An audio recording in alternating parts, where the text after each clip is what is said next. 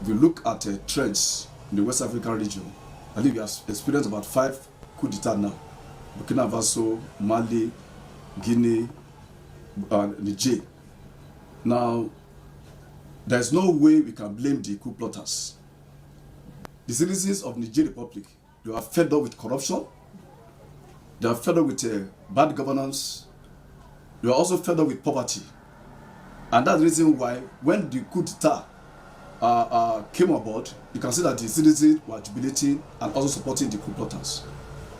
Now, no matter how ECOWAS are trying to roll out any measure that they don't allow coup in West Africa, they are wasting their time.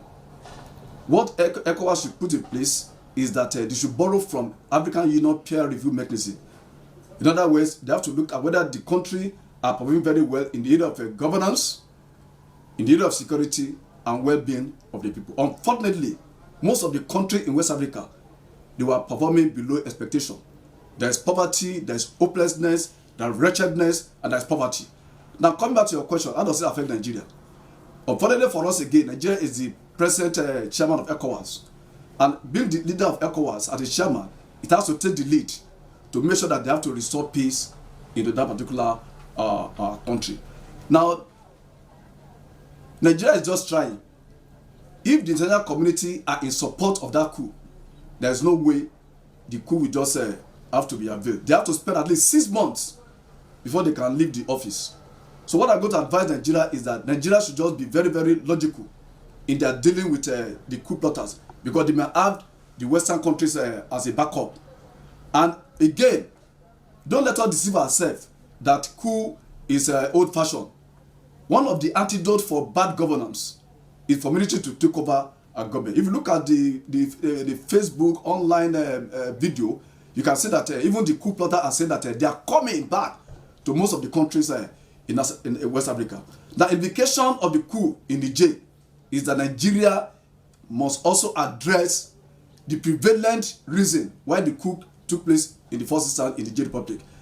One of those things that they gave as an excuse in the Niger Republic also reflected in Nigeria as a country. Corruption, poverty. Even look at the present fuel subsidy. You can see that it affected the lives of Nigerians.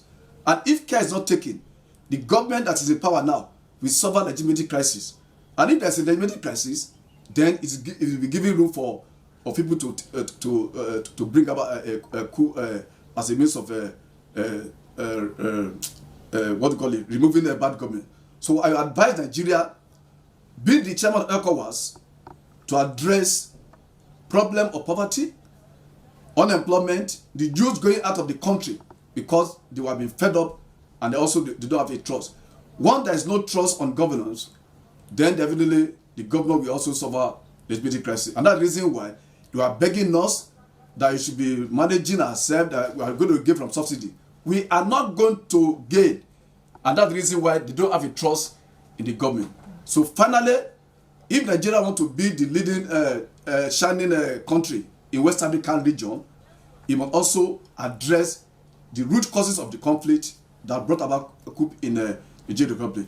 Poverty, corruption. Look at those people that are in as was saying now. All of them stole our money and they are coming back again to govern. Nigerian citizens are poor and they knew that our leaders are also playing with our future. And that's the reason why there's a video whereby I think the Senate president was making a jest about let the poor breathe.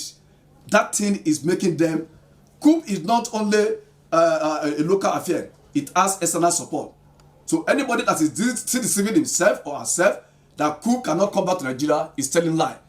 The reason why there's a coup in West Africa also replicated in Nigeria. Poverty, corruption, bad leadership, and also other vices. All right, thank you very much, Zakai.